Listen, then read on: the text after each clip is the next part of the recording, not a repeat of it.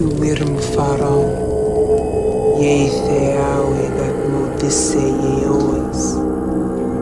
Hinu bind on the hail, on Wendy ala. Deognit, give me easy, that ik me isse on that they ik you se Deognit, give me easy, that ik me isse on that they ik you se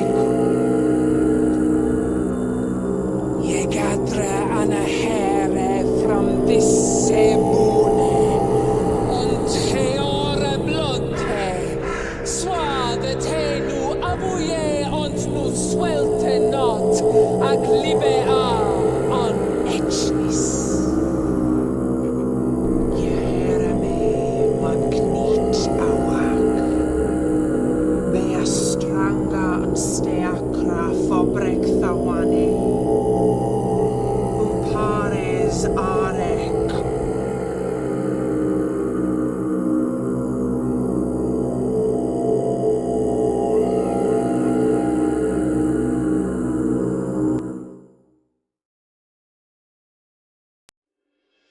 From the time far gone, the practices of witchcraft, sorcery, and necromancy have been dreaded as the dark ways, the dark arts, a path only a few dared to follow, and even fewer excelled. In the Greek myths, there were 4 figures whose skills and mastery in these arts earned them great reverence, whose vast knowledge and power of the dark ways caused great fear in the lands. 1. Hecate, also called Hecate. Queen of the night, the one before the gate, Hecate was the goddess of witchcraft, magic, necromancy, crossroads, creatures of the night, and the moon. A goddess capable of both good and evil, she was the only child of Perses, titan of destruction, and Asteria, titan of the stars, and granddaughter to the elder titans, Koios and Phoebe. When invoked for sexual crimes against women, Hecate answered. When justice failed to come from all other sources, Hecate came forth. She produced healing when all solutions had failed. She banished ghosts, or manifested them. She protected dogs, and against dogs, she restored the fertility of female children, and granted swift and painless death. Hecate was a powerful shapeshifter, who could take on any form, from a black dog to a full-grown woman, from a tiny cat to a huge dragon, from an ugly tattered old crone to a beautiful flawless young lady.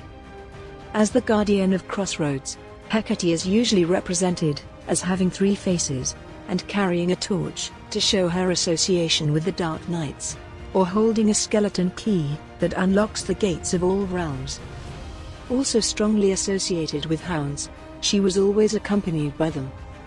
She was the 3-headed goddess of the moon, who could grant any wish, a companion to the Furies, spirits of vengeance, and the mother of the Empussy, female demons of seduction. 2. Circe.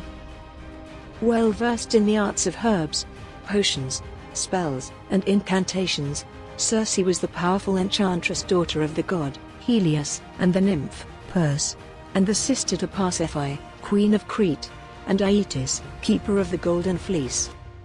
Although the beautiful sorceress used her powers for healing and purification, she had one peculiar habit. Circe enjoyed turning people into animals. She turned Odysseus' men into pigs when they came upon her island. If it wasn't for the herb given to Odysseus by Hermes, the king of Ithaca would have equally fallen victim to her spells. However, he became her lover and had 3 children with her. It is said that Circe possessed the power to hide the sun and the moon, if she willed.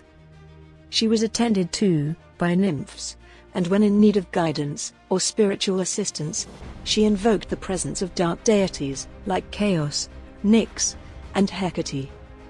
The mansion she lived in was surrounded by lions, tigers, and wolves, but these animals were all harmless.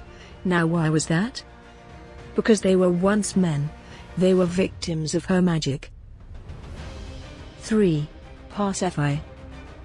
Pasiphae was the queen of Crete, the daughter to Helios and Perse, the sister to Circe and Aeetes, the wife to the Cretan king, Minos, and the mother of the Minotaur.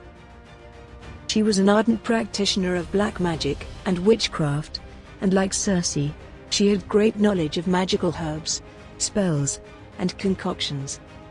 When she discovered that her husband, the king, was unfaithful to her, sleeping with other women, and having other children, Persephone cast a powerful spell on him, that if he slept with any other woman aside her, he would ejaculate snakes, worms, and scorpions, instead of semen. And that was it. She then had the king, all to herself. 4. Medea. Medea was a Colchian princess, and a devoted priestess of Hecate. She was the daughter of King Aeetes of Colchis, and the Oceanid, Idea. This made her the granddaughter of Helios, and the niece to Circe and Persephone. Being closely related to two powerful witches, sorcery indeed ran in her blood, and her skills were almost equal to those of her aunts. Medea married Jason, the leader of the Argonauts, greatly aiding him on his quest for the Golden Fleece.